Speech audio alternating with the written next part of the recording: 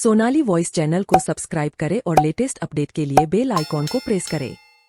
मैं हूं अल्पना, एक छोटे से शहर की साधारण लड़की। मेरे परिवार में कई लोग थे, लेकिन कोई भी मुझे कभी प्यार भरी नजर से नहीं देखता था। सिर्फ मेरी माँ, जिन्हें मैं माही कहती थी, मुझसे बहुत प्यार करती थीं। मेरे पिता ने कभी मुझे प्यार से नहीं देखा। मैं अपने माता पिता की इकलौती संतान थी और मेरी माँ मुझसे बहुत स्नेह करती थीं। दुनिया में एक माँ अपनी संतान के लिए क्या कुछ नहीं करती। मेरी माँ भी बहुत संघर्ष करती थीं। वो ज्यादा पढ़ी लिखी नहीं थीं, बस घर के कामकाज जानती थीं।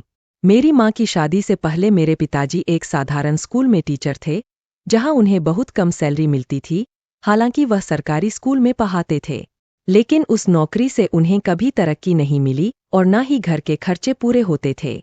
हम एक छोटे से कच्चे मकान में रहते थे, जहाँ के लोग सीधे साधे थे। मैंने भी अपनी जिंदगी में कई परेशानियां झेली थीं और हमेशा अपमान सहा था। मेरे माता पिता के अलावा मेरे चाचा चाची और दादा दादी भी हमारे साथ रहते थे। मेरे चाचा का एक बेटा था, जो मुझसे उम्र में छोटा था। इस वजह से मेरे दादा दादी मुझे पसंद नहीं करते थे, क्योंकि वो लड़का था और अपने पिता का सहारा बन सकता था। मुझे ताने सुनने को मिलते थे, मनहूस, कर्मजली वगैरह। मेरी माँ बहुत मासूम थीं।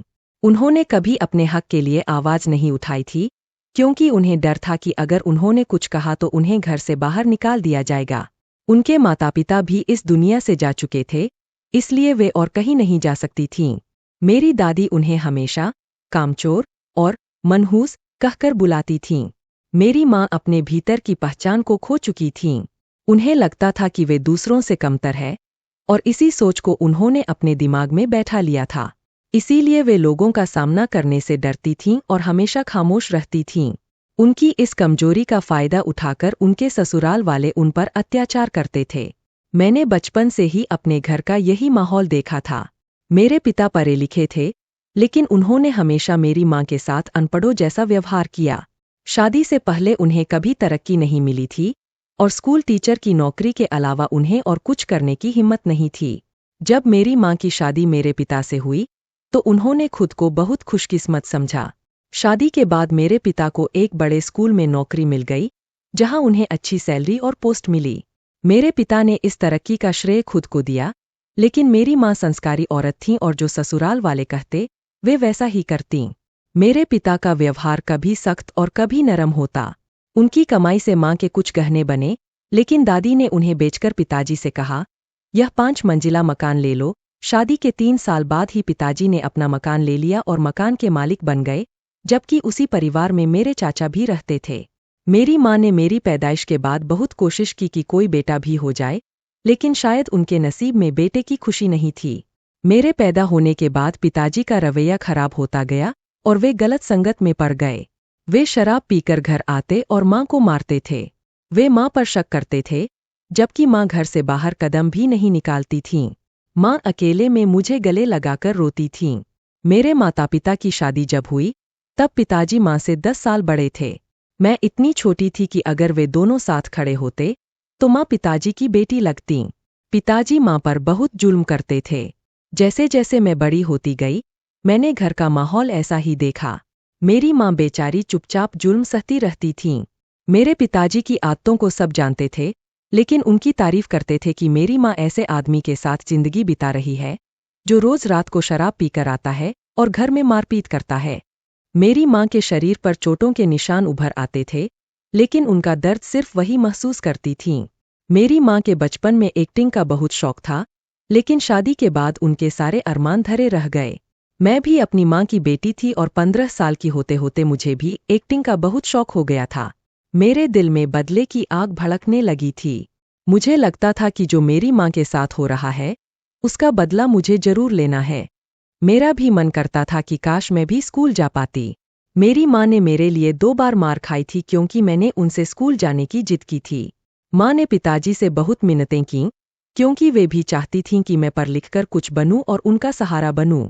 लेकिन पिताजी को लगता था कि मैं एक लड़की हूं और कुछ नहीं कर पाऊंगी, बल्कि शादी के बाद वे मुझ पर खर्च करेंगे। उन्हें नहीं पता था कि बेटियां क्या कुछ नहीं कर सकतीं। मेरे पिताजी को बस बेटे की ही चाह थी, और मेरी दादी ने भी मेरे और मेरी माँ के खिलाफ उनके मन में कई बुरी बातें भर दी थीं। पिताजी अक्सर माँ से कहते, यह पढ़ाई करके हमारा सहारा नहीं बन सकती। मेरी माँ ने अपने तरीके से पिताजी को समझाने की कोशिश की थी, लेकिन बदले में उन्हें सिर्फ मार ही मिली। आखिर कोई बाप ऐसा कैसे हो सकता है? बेटियों की परवरिश तो बाप दिल से किया करते हैं, लेकिन मेरे पिता ऐसे बिल्कुल नहीं थे, और इसलिए मुझे अपने पिता से कोई मोहब्बत नहीं थी। मुझे लगता था जैसे दुनिया के सारे मर्द मेरे पिता जैसे ही होते हैं, और इसी वजह से मुझे मर्दों से नफरत हो गई थी। हमारे आस पड़ोस के लोग भी ज्यादा पढ़े लिखे नहीं थे, और वे भी अपनी पत्नियों को पैर की जूती समझते थे। उनकी नज़र में औरत सिर्फ बच्चा पैदा करने वाली मशीन थी। मेरी दादी कहने को तो औरत थीं, लेकिन उनके दिल में कोई ममता नहीं थी। मुझे तो लगता है कि उनकी ममता मर चुकी थी, तभी तो उन्होंने कभी किसी और की बेटी को अपनी बेटी नहीं समझा। उनकी खुद की कोई बेटी नहीं थी, सिर्फ 2 बेटे थे, और वह मेरी माँ से भी यही उम्मीद करती थीं। मेरी माँ को बेटी पैदा करने पर बहुत बड़ा गुनहगार समझा जाता था, जबकि मेरी चाची को घर में बहुत इज्जत दी जाती थी क्योंकि उनके पास एक बेटा था। दादी रोज माँ की कोई न कोई कमी निकालकर पिताजी से उन्हें पिटवाती थीं, और फिर बड़े गर्व से कहती थीं, मैंने अपनी बहू को अपने कब्जे में कर रखा है। मेरी माँ बावजूद इसके अपनी सास को माँ समान ही समझती थी। एक दिन पिताजी शराब पीकर घर आए और माँ को बहुत मारा, क्योंकि मैंने उनसे कहा था, आप जो भी कर रहे हैं बहुत गलत है। कभी भगवान के आगे बैठकर अपने पापों की माफी भी मांग लिया करो। मेरी बात सुनकर पिताजी गुस्से में आ गए और माँ को खूब पीटा। हालांकि मेरी माँ भी सब कुछ सहन करते करते तंग आ गई थीं और कभी कभी पिताजी को जवाब दे देती थीं। फिर भी माँ ने मेरे लिए पिताजी से बहुत मार खाई और आखिरकार उन्हें मुझे स्कूल भेजने के लिए मना ही लिया। फिर मैं सरकारी स्कूल में पढ़ने जाने लगी, और यह सब कुछ सिर्फ मेरी माँ की वजह से हुआ। मुझे पढ़ने का बहुत शौक था, और मेरी माँ भी यही चाहती थीं कि मैं पढ़ लिखकर कुछ बन सकूं। मुझे अपने पिता बिल्कुल अच्छे नहीं लगते थे, क्योंकि वह मेरी माँ पर हाथ उठाते थे, उन्हें गालियां देते थे, और दादी के कहने पर उन्हें खाना भी नहीं देते थे। मुझे लगता था कि मर्द वह होते हैं जो औरत की हिफाजत करते हैं, जिनके साए में औरत खुशी से जी सकती है। लेकिन मेरे पिता तो किसी हैवान से कम नहीं थे। मेरी माँ इतनी अच्छी थीं कि जब भी मैं अपने पिता को बुरा कहती थी, तो मेरी माँ मुझे यही समझाती थीं, तुम्हारे पिताजी बहुत अच्छे हैं। उन्होंने कभी मेरे दिल में पिताजी के खिलाफ नफरत नहीं भरी।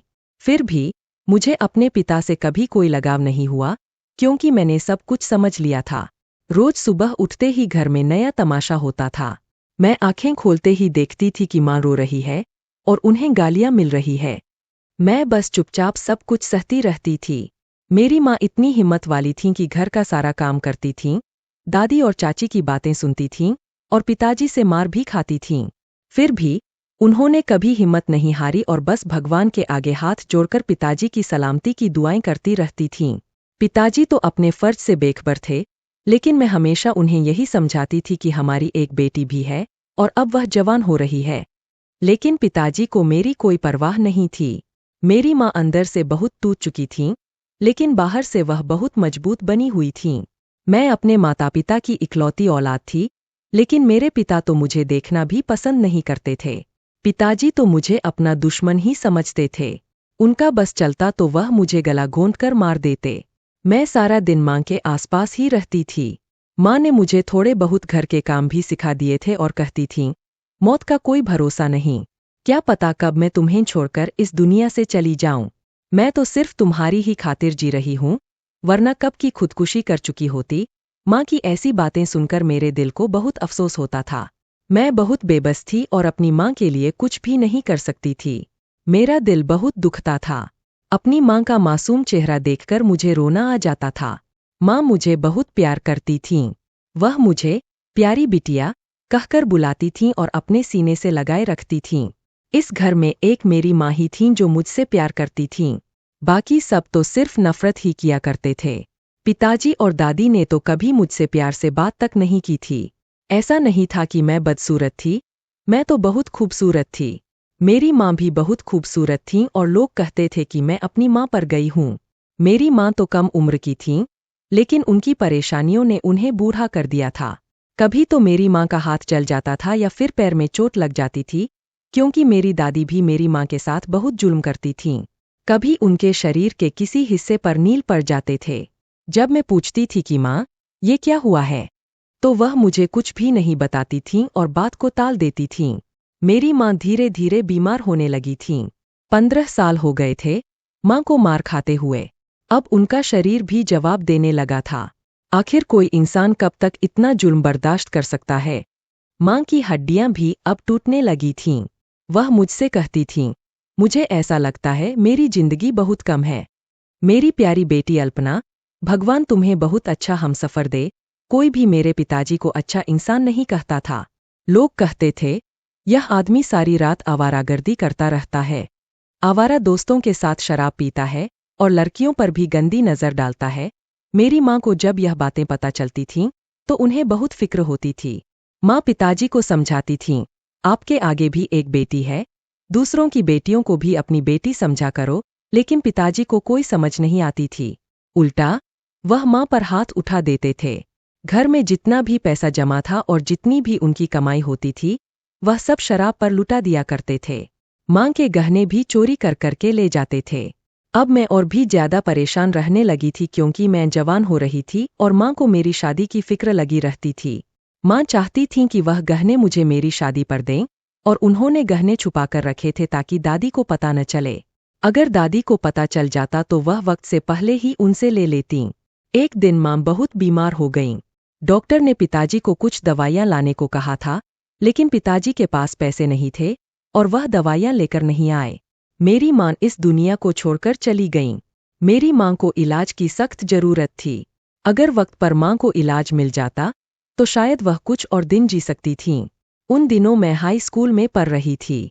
माँ के जाने के बाद मुझे बहुत अकेलापन महसूस होता था। बस मैं अपनी माँ के जाने का गम मनाती रहती थी। माँ के गुजरने के बाद भी पिताजी को कोई दुख नहीं हुआ। उनकी जीवन संगिनी उन्हें छोड़कर चली गई थी, लेकिन उनके चेहरे पर कोई शिकन नहीं थी। मुझे तो पहले से ही पता था कि इंसान से उम्मीद करना व्यर्थ है, खासकर उस व्यक्ति से जिसने मेरी माँ को जीवन भर इतना कष्ट दिया कि आखिरकार माँ ने इस दुनिया को अलविदा कह दिया। मैं सिर्फ यह सब देखती रह गई। अब मुझे पता था कि मेरी पढ़ाई छुड़वा दी जाएगी और जो सलूक सलमा के साथ होता था वही अब मेरे साथ होगा। पहले से ही सब मुझसे नफरत करते थे और अब मेरी माँ भी मुझे छोड़कर चली गई थीं। उनका साया मेरे लिए एकमात्र सहारा था। अब मैं कहाँ जाऊं? किससे अपनी परेशानी साझा करूं? मुझे कुछ भी समझ नहीं आ रहा था। जैसे मेरी आंखों के सामने अंधेरा छा गया हो। बस यही सोचती रहती थी कि माँ ने क्यों नहीं समझा कि उनके जाने के बाद मुझे कौन संभालेगा। इन्हीं विचारों में डूबी रहती और रातों को नींद नहीं आती। मुझे माँ के साथ सोने की आदत थी, चाहे मैं बड़ी हो गई थी, लेकिन माँ के बिना नींद नहीं आती थी। माँ की खुशबू, उनके आंचल को पकड़कर सोने की आदत बन गई थी। अब सोचती थी कि माँ के बिना कैसे जी पाऊंगी। मैंने अलमारी खोली और माँ के कपड़े निकाले, उनसे लिपटकर सो गई। मोहब्बत का दूसरा नाम माँ है और अब उनके बिना मेरी दुनिया उजड़ गई थी। माँ के बिना मैं कैसे रहूंगी, यह सोचकर मुझे अजीब सी बेचैनी होती थी। माँ के जाने के बाद घर की सारी जिम्मेदारियां मेरे ऊपर आ गई थीं। पिताजी ने कहा, अब तुम्हें पढ़ाई की जरूरत नहीं है, हाई स्कूल कर लिया है, अब घर बैठो। मुझे पता था कि पहले मेरी पढ़ाई ही छुड़वाई जाएगी, क्योंकि माँ की वजह से ही मैं पढ़ रही थी। बाकी किसी को मेरी पढ़ाई की परवाह नहीं थी। मैं आंसुओं में डूबी अपनी किताबों को देखती रहती थी, उन सपनों के बारे में सोचती थी जो अधूरे रह गए थे। कुछ दिन ऐसे ही गुजरे, दिन रात बस रोते हुए। फिर कुछ दिनों बाद पता चला कि पिताजी दूसरी शादी करने वाले हैं। यह बात मेरे लिए असहनीय थी। मुझे ऐसा लगा कि मेरी माँ की जगह कोई और आ जाएगा। पिताजी को अपनी जवान बेटी की शादी की फिक्र नहीं थी, लेकिन अपनी शादी की चिंता थी।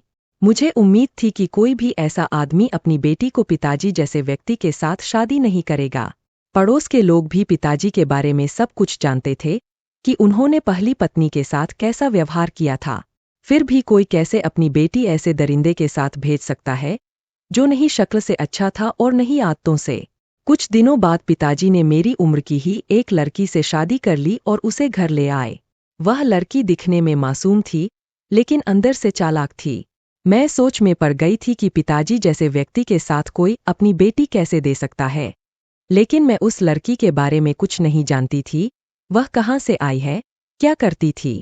पिताजी की दूसरी शादी के बाद मेरी जिम्मेदारियां और बढ़ गईं। पिताजी अपनी नई पत्नी की गुलामी में लगे रहते थे और दोनों कमरे में अकेले बैठकर न जाने क्या बातें किया करते थे। उन्हें कोई शर्म नहीं थी। यह सब देखकर मुझे बहुत गुस्सा आता था। मेरी माँ ने घर के लिए क्या नहीं किया और बदले में उन्हें क्या मिला? सिर्फ मार और गालियां। वहीं यह नई आई लड़की पिताजी के प्यार का पूरा आनंद ले रही थी। मेरी सौतेली माँ मुझसे हमेशा किसी न किसी बात पर डांटती रहती थी और गुस्से भरी नजरों से देखती थी। वह कहती थी, मैं तुम्हारी माँ जैसी नहीं हूँ जो खामोशी से तुम्हारे पिता से मार खाऊंगी। मैं उन्हें उनकी औकात में रखूंगी। वह बहुत चालाक थी। उसकी नज़र हमारे मकान पर थी। उसके इरादे थे कि वह जल्द ही पिताजी से यह मकान अपने नाम करवा ले। पिताजी ने तो कभी मेरी फिक्र नहीं की थी। अब तो वह पूरी तरह से मेरी तरफ से बेखबर हो गए थे। वह अपनी नई पत्नी के साथ खुश थे, जबकि मेरी माँ तो हर चीज के लिए तरसती रही थी। पिताजी उस औरत के लिए न जाने क्या क्या लेकर आते थे। यह सब देखकर मेरा दिल खून के आंसू रोता था। मैं भगवान से यही सवाल करती थी कि आखिर मेरी माँ के लिए यह सब क्यों नहीं था। मेरी सौतेली माँ जो चाहती थी वही घर में करती थी। उसके साथ मेरा बर्ताव बहुत बुरा था। कभी कभी वह मुझे खाना दे देती थी, वरना मैं भूखी ही सो जाती थी। मुझसे इतना काम करवाया जाता था कि मैं थककर चूर हो जाती थी, क्योंकि उसने मुझे मुफ्त की नौकरानी समझ रखा था। वह मेरी ही उम्र की थी। चाहती तो मैं उसका मुकाबला कर सकती थी, लेकिन न जाने क्यों मैं भी माँ की तरह गुमसुम रहती थी और जो भी मेरे साथ होता था उसे सहन करती रहती थी। माँ की यादें अब भी मेरे दिल में बसी हुई थीं। मेरी जिंदगी यूं ही चल रही थी। कभी कभी मुझे भी आत्महत्या करने का ख्याल आता था। मुझे सुकून की सख्त जरूरत थी, जो इस घर में मुझे नसीब नहीं हुआ था। मैं सोचती थी, अच्छा हुआ कि माँ इस दुनिया से चली गईं, क्योंकि पिताजी ने उनकी जिंदगी को नर्क बना दिया था। कुछ दिनों बाद मेरा हाई स्कूल का रिजल्ट आ गया और मैं अच्छे नंबरों से पास हो गई। रिजल्ट देखकर मैं रोने लगी और सोचने लगी कि अगर माँ होती तो कितना खुश होती। फिर मुझे पता चला कि मुझे स्कूल की तरफ से स्कॉलरशिप भी मिली है। मैंने वह पैसे घरवालों को नहीं दिए, बल्कि अपने लिए एक मोबाइल खरीद लिया। आजकल हर किसी के पास मोबाइल होता है और मुझे भी इसकी जरूरत थी। मैंने इस मोबाइल को अपना दिल बहलाने के लिए लिया था। रात भर सोशल साइट्स पर समय बिताती, दूसरों की प्रोफाइल चेक करती और सोचती कि इन लोगों की जिंदगी मुझसे कितनी बेहतर है।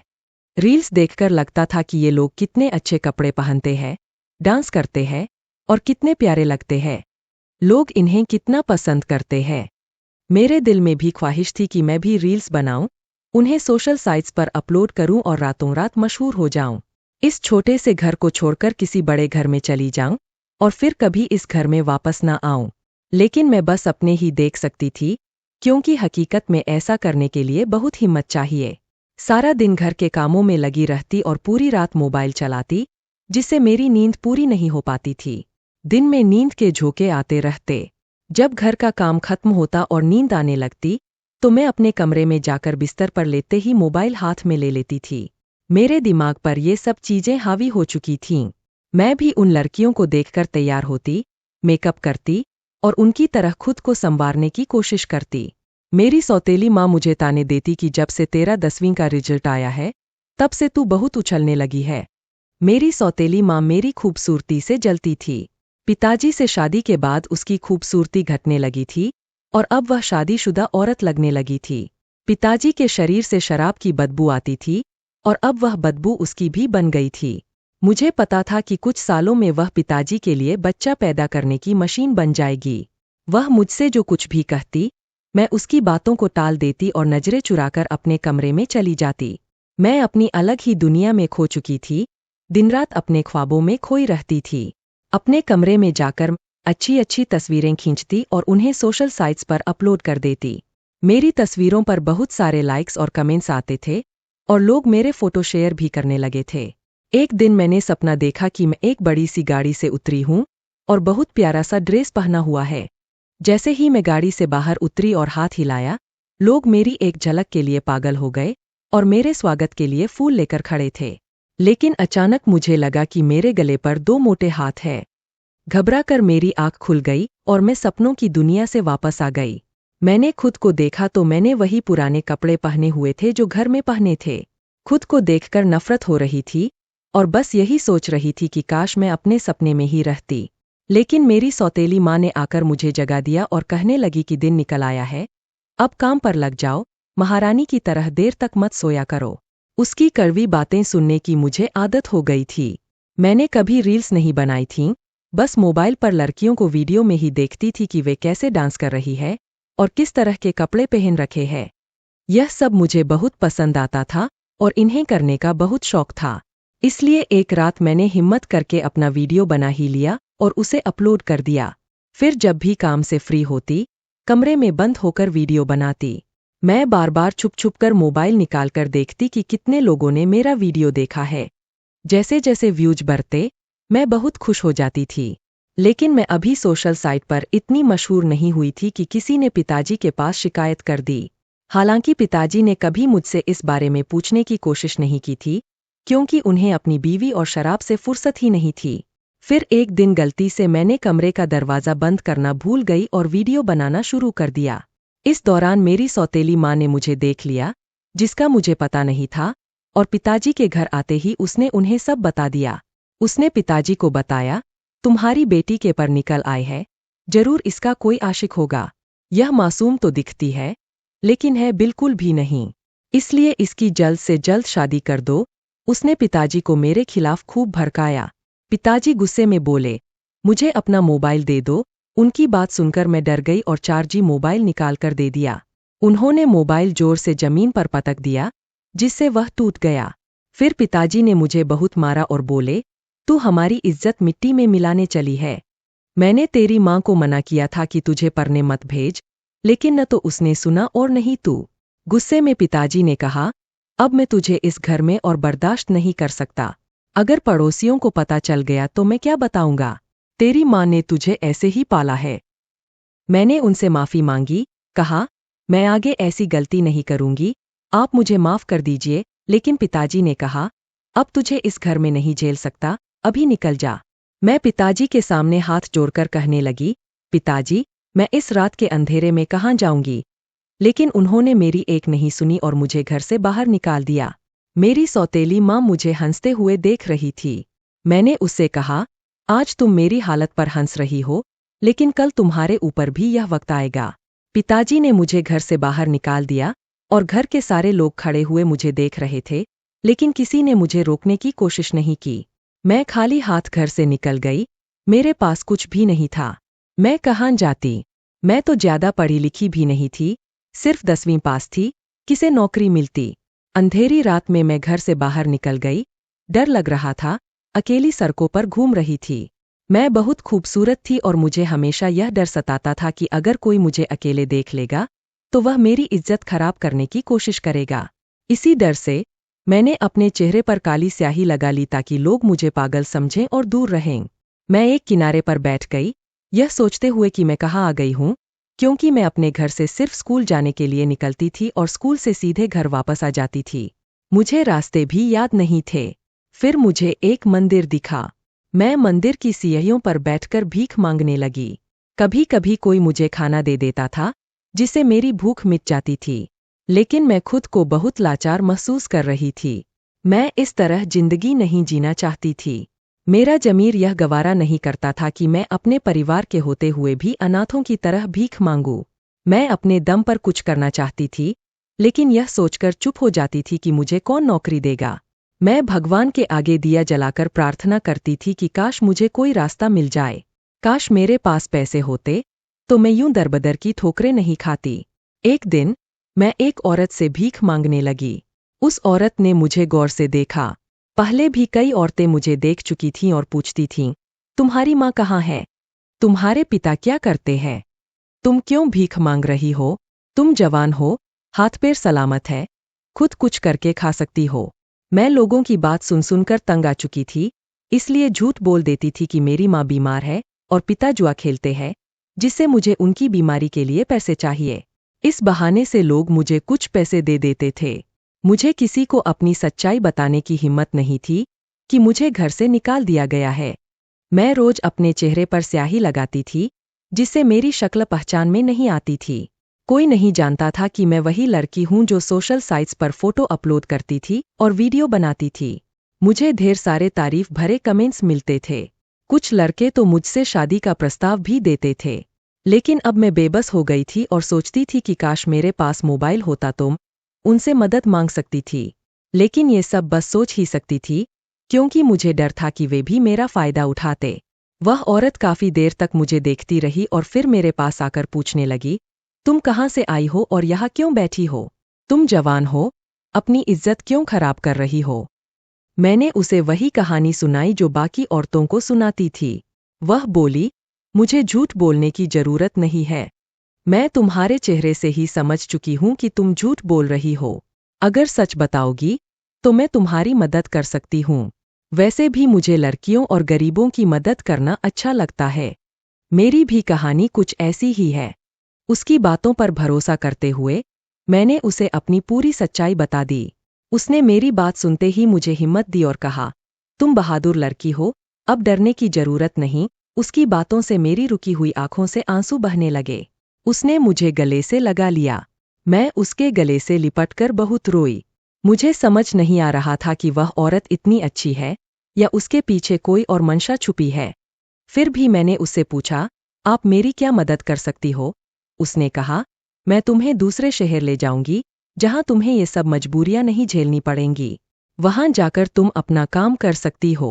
उसकी बात सुनकर मैं बहुत प्रभावित हुई और उसकी बात मान ली। उसने मुझे एक अच्छे होटल में खाना खिलाया और कहा, अब तुम सुरक्षित हो, मेरे होते हुए तुम्हें कोई कुछ नहीं कहेगा। फिर वह मुझे एक बड़े शॉपिंग मॉल में ले गई और कहा, अपनी पसंद के कपड़े ले लो, आज ही हम दूसरे शहर चलेंगे। उसने मुझे ढेर सारे कपड़े दिलाए और फिर एक फ्लैट में ले गई। वहां मुझे नहाने के लिए कहा और नए कपड़े दिए। हम ट्रेन में बैठकर दूसरे शहर की ओर चल दिए। मेरा दिल बहुत तेजी से धड़क रहा था। मुझे ऐसा लग रहा था जैसे कुछ बुरा होने वाला है। शायद मेरी जिंदगी का एक और बड़ा इम्तिहान आने वाला है। मुझे अपनी माँ की बहुत याद आ रही थी और बहुत डर लग रहा था। मैं उस औरत को छोड़कर भागना चाहती थी, लेकिन यह शहर मेरे लिए बिल्कुल अनजान था। मैंने उस औरत से कहा, प्लीज मुझे वापस भेज दो। उसने कहा, हम लगभग पहुंच गए हैं। तुम शायद पहली बार दूसरे शहर जा रही हो, इसलिए डर रही हो। मेरी आंखों में आंसू भर आए और मैं उन्हें पोंछने लगी। मैंने खुद को समझाया कि अगर मुझे उस भीख मांगने वाली जिंदगी से आजाद होना है तो यह कदम उठाना ही होगा। जैसे ही हमने दूसरे शहर में कदम रखा, वहां का माहौल देखकर मैं हैरान रह गई। वहां औरतें छोटे छोटे कपड़े पहने हुई थीं, जिससे उनका शरीर ठीक से ढका भी नहीं था। उस औरत ने भी अपनी चादर हटा दी और जब मैंने उसका चेहरा देखा तो मेरे होश उड़ गए। उसका आधा चेहरा जला हुआ था। उसे देखकर मैं डर गई और पीछे हटने लगी। वह हंसने लगी और बोली, अब तुम यहाँ से कहीं नहीं जा सकती। मैं तुम्हें यहाँ मजे के लिए नहीं लाई, बल्कि तुम्हारी कीमत वसूलने के लिए लाई हूँ। तुम जैसी खूबसूरत लड़कियां हमें अमीर बना सकती है। मुझे समझ आ गया था कि मैं किस काले धंधे का शिकार होने वाली हूँ। मैंने बहुत रोने और गिड़गिड़ाने की कोशिश की, लेकिन उसने मेरी एक नहीं सुनी। मुझे अब अपनी जिंदगी और भी ज्यादा बुरी लगने लगी थी। मैं सोच रही थी कि आखिर मेरी जिंदगी में सुकून कब आएगा। हर तरफ से ठोकरें ही मिल रही थीं। यह सोच सोचकर मेरा दिल घबरा रहा था। पता नहीं, ये लोग मेरे साथ क्या करेंगे। जब मैं जोर जोर से रोने लगी और उसके पैर पकड़ लिए, तो शायद उसे मेरे हाल पर थोड़ा तरस आया। उसने मुझे सीधा बैठाया और कहा, देखो, इस दुनिया में औरत का हक है जीने का, लेकिन यह दुनिया हमें चैन से जीने नहीं देती। उसने अपने बारे में बताया, मैं भी कभी तुम जैसी थी। मुझे भी इसी तरह लाया गया था जैसे तुम आज यहाँ आई हो। मैं बहुत अमीर बाप की बेटी थी, एक लड़के से प्यार करती थी। मैंने अपने पिता की इज्जत की परवाह न की और उस लड़के के साथ भागकर शादी कर ली। वह लड़का मुझे इस शहर में ले आया और फिर मुझे बेच दिया, क्योंकि मैंने उस पर भरोसा किया था। उस लड़के की खातिर मैंने अपने माता पिता की इज्जत को पैरों तले रौंद दिया, लेकिन उसने मेरे साथ क्या किया, आज उसका अंजाम तुम्हारे सामने है। जब मैंने भागने की कोशिश की, तो उस लड़के ने अपने साथियों के साथ मिलकर मेरे चेहरे पर तेजाब डाल दिया। उसी की वजह से मेरा चेहरा जला हुआ है और वह लड़का मुझे यहाँ छोड़कर चला गया। मुझे पता चला कि वह मुझे छोड़कर जा चुका है और अब मेरे पास यहाँ रुकने के अलावा कोई और रास्ता नहीं था। उस तेजाब ने मेरी शक्ल ही नहीं, मेरी पूरी जिंदगी को भी तबाह कर दिया था। इसलिए मैं चाहती हूँ कि तुम भी चुपचाप यहाँ रुक जाओ और जो हो रहा है, उसे होने दो। मैं उस औरत के साथ चुपचाप चली आई जबकि मेरा दिल बहुत घबरा रहा था, लेकिन मेरा रोना किसी काम नहीं आया। मेरी चीखें मेरे गले में ही दबकर रह गईं। वहां जाते ही मैंने देखा कि वहां का माहौल एकदम अलग था। उन्होंने मुझे एक कमरे में बंद कर दिया। मैं रोती रहती, चिल्लाती रहती। कुछ दिन तो उन्होंने मुझे वही बंद रखा, फिर उसके बाद उन्होंने मुझे काम पर ले जाना शुरू कर दिया। अब मैं रोज नए कपड़े पहनती थी। मैं रोज उनके सामने हाथ जोड़कर यही कहती थी कि मुझे यहाँ से जाने दो, लेकिन उन्होंने कहा कि अब तुम यहाँ से नहीं जा सकती। अगर तुम हमारा साथ दोगी तो इसमें तुम्हारा ही फायदा होगा। कुछ ही सालों में हम तुम्हें छोड़ देंगे। तुम्हें नहीं पता कि अपनी खूबसूरती से तुम कितना पैसा कमा सकती हो। वह औरत जो मेरा ठेका लेती थी, वहां की बॉस कहलाती थी। लड़कियों को खरीदना और बेचना उसका धंधा था। रोज एक बड़ी गाड़ी आती थी, जिसमें बैठकर मैं जाती थी और वही गाड़ी मुझे वापस छोड़ जाती थी। दिन आराम में और रातें काम में गुजरती थीं। जब से मैं इस कोठे पर आई थी, मेरी जिंदगी बेरंग हो गई थी। यहाँ पर मुझे बहुत घुटन महसूस होती थी। मैंने यहाँ से भागने की बहुत कोशिश की, लेकिन यहाँ से भागना मेरे बस की बात नहीं थी। जब भी मैं भागने की कोशिश करती, वे लोग मुझे जैसे तैसे पकड़ ही लेते थे। रोज मेरे शरीर पर कई दाग लगते थे। मैं हर दिन किसी नए आदमी के बिस्तर की रौनक बनती थी। फिर भी कुछ दिनों बाद मैं वहां की जानी मानी हस्ती बन गई। अब मैंने इस सब कुछ को स्वीकार कर लिया था। मैं हर दिन एक नए अमीर आदमी के साथ रात बिताती थी। कोई बिजनेसमैन, कोई वकील, कोई पुलिस वाला, कोई सुनार, हर किसी से मेरे अच्छे संबंध बन गए थे। हर दिन मेरे शरीर पर एक नए आदमी की मोहर लगाई जाती थी। अब काम करते करते मुझे वहां 12 साल हो गए थे। अब जब मैं उन लोगों के काम की नहीं रही, तो उन्होंने मुझे आज़ाद कर दिया।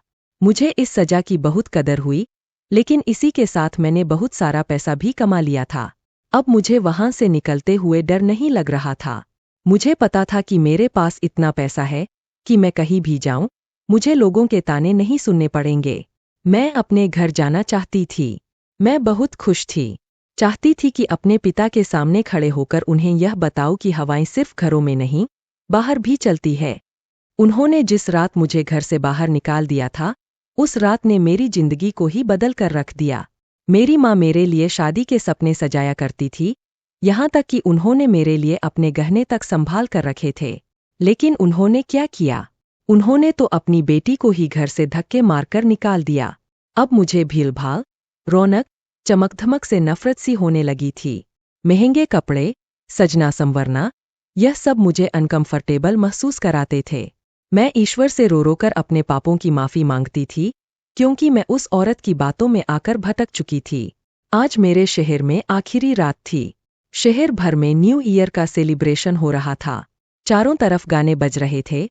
कोई लड़की छोटे कपड़े पहनकर नाच रही थी, तो कोई नशे में धुत थी। लेकिन मैं बहुत खुश थी, क्योंकि मैं इस सब से निकलने वाली थी। पूरे शहर में रोशनी ही रोशनी हो रही थी। लोग एक दूसरे को नए साल की बधाई दे रहे थे। ना जाने एक तारीख बदलने से साल भर के सारे दुख खत्म हो जाएंगे। जो इतनी कड़कती ठंड में भी लोग सड़कों पर बेवजह घूम रहे थे और एक दूसरे को बधाई दे रहे थे। एक मैं ही थी जो गहरी सोच में डूबी हुई थी। मुझे वह रात गुजारना भारी पड़ रहा था। बस मन कर रहा था कि भीड़ भाड़ से निकलकर चली जाऊं। मुझे सिर्फ सुबह होने का इंतजार था। वहां पर मुझे बहुत घुटन महसूस हो रही थी। ऐसा लग रहा था जैसे मुझे सांस भी नहीं आ रही है। जबकि मैंने वहां 12 साल गुजारे थे और अब 12 घंटे भी वहां रुका नहीं जा रहा था। ऐसा लग रहा था जैसे मेरे दिल पर कोई बोझ है। इस कड़कती ठंड में भी मुझे गर्मी महसूस हो रही थी। भूख और थकान से शरीर चूर हो रहा था और इसी थकान की वजह से मुझे सारी रौनक बेकार लग रही थी। मुझे बहुत तेज भूख लग रही थी, लेकिन वहां का खाना खाने का मन भी नहीं कर रहा था। बस मैं किसी भी तरह से वहां से निकलना चाहती थी। यह बात सच थी कि मेरा वहां एक दिन रुकना भी मुश्किल था, लेकिन हर दिन जो होता था उसे मैं किसी तरह से यह सोचकर बर्दाश्त कर लेती थी कि जब मेरे पास पैसा होगा, तब शायद लोग मेरी कदर करेंगे, क्योंकि आजकल कदर सिर्फ उसकी ही होती है जिसके पास पैसा होता है। मैंने सोचा, यह सारी रात पड़ी है, जाकर किसी होटल में खाना खा लेती हूँ। रास्ते में फुटपाथ पर कुछ लोग गाने बजा रहे थे, तो कुछ उन गानों पर डांस कर रहे थे, लेकिन मुझे उन आवाज़ों से बहुत डर लग रहा था। मैं अपनी ही दुनिया में खोई हुई थी। जैसे ही मैं होटल पहुंची, वहां भी वही हल्ला गुल्ला था। मैंने चुपचाप खाना खाया और फिर कोठे पर वापस आ गई। घर आते ही अपने कमरे में चली गई और अंदर से दरवाज़ा बंद कर सो गई। अगले दिन जब मैं उठी तो बहुत खुश थी, क्योंकि आज मैं अपने पुराने शहर जाने वाली थी, जहां मैं पैदा हुई थी, जहां मेरी माँ की बहुत सारी यादें थीं। मैंने अपने सामान की पैकिंग शुरू कर दी। यहाँ पर मेरी बहुत सारी दोस्ती भी हो गई थी। उन्हें भी बता दिया गया था कि अगर वे घर जाना चाहें तो जा सकती है, लेकिन वे भी बेबस थीं। मैं भी बेसहारा थी, लेकिन मैं इस ग्रुप में नहीं रहना चाहती थी। मैं यहाँ सिर्फ पैसा कमाने के लिए रुकी हुई थी।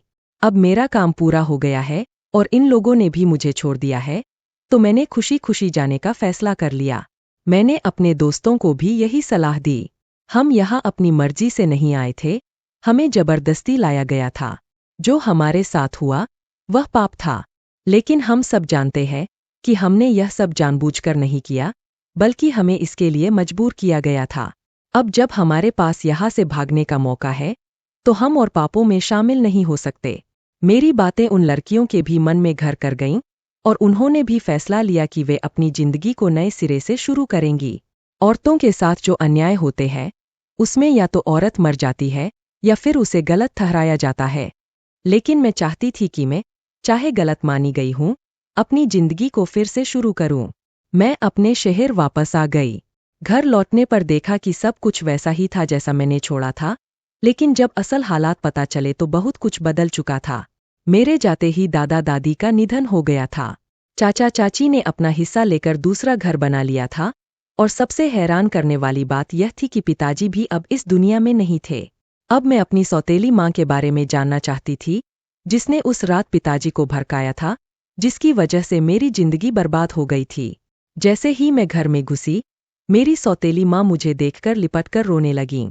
ऐसा लग रहा था जैसे उनके दिल में बहुत सारी शिकायतें हैं। मुझे देखते ही पहचान गईं। वैसे तो वह मुझसे कुछ साल ही बड़ी थीं, लेकिन उनकी हालत देखकर लग रहा था कि उन्होंने बहुत कड़ी सजा भुगती होगी। वह मुझसे माफ़ी मांगने लगीं और कहने लगीं, अल्पना, मैं तुम्हारी बहुत बड़ी गुनहगार हूँ। मैंने तुम्हारे साथ बहुत बुरा किया और तुम्हारे पिता को तुम्हारे खिलाफ भड़काया। उन्होंने बताया कि उन्होंने 2 बेटियों को जन्म दिया, जिनमें से एक बेटी किसी अजनबी के साथ भाग गई और अब कोठे पर नाचती है। यह सुनकर मेरे पैरों तले जमीन खिसक गई। आखिर कुदरत ने मेरे साथ ऐसा कैसा न्याय किया था? मैं इस औरत को क्या सजा देती? ईश्वर ने पहले ही उसे सजा दे दी थी, लेकिन मैं अपनी आत्मा पर लगे घावों को इसी तरह नहीं भरना चाहती थी। मैंने आगे बढ़कर सौतेली माँ को गले लगाया और कहा, मैंने आपको माफ़ कर दिया है। उन्होंने मुझे बताया कि अब इस घर में कोई नहीं बचा है। तुम्हारे जाने के बाद यहाँ बहुत झगड़े होते रहे। चाची, दादी और मैं आपस में बहुत लड़ते थे। कुछ दिनों बाद मुझे पता चला कि मैं गर्भवती हूँ। जब मेरी बेटी पैदा हुई, तो दादी और पिताजी ने मेरे साथ वही व्यवहार किया जैसा तुम्हारी माँ के साथ किया था। उन्होंने मुझे बताया कि तुम्हारे पिताजी की किडनी खराब हो गई थी और इलाज के लिए उनके पास पैसे नहीं थे। उन्होंने बहुत कोशिश की, लेकिन इलाज नहीं हो पाया और पिताजी भी इस दुनिया से चले गए। अब मैं इस घर में अकेली हूँ और बहुत मुश्किल से अपना गुजारा कर रही हूँ। मैंने उन्हें तसल्ली दी और थोड़े से पैसे भी दिए, फिर उस घर से वापस चली आई। मेरे घरवालों के साथ जो भी हुआ, वह बहुत दुखद था, लेकिन मैं सोच रही थी कि पिताजी की मौत का बदला भी ईश्वर ने ऐसे ही लिया जैसे मेरी माँ की मौत हुई थी। फिलहाल मैं यही प्रार्थना करती हूँ कि अब किसी के साथ भी कुछ गलत न हो। अब मैं अनाथ आश्रम में बच्चों की सेवा करती हूँ। बच्चों की सेवा करके मुझे बहुत खुशी मिलती है। अब यही मेरा परिवार है और यही मेरी जिंदगी है। मैंने अपने बीते हुए कल को भुला दिया और अपनी आने वाली जिंदगी पर ध्यान दे रही हूँ। अब जिंदगी जैसी भी होगी, मैं उसे वैसे ही जी लूंगी।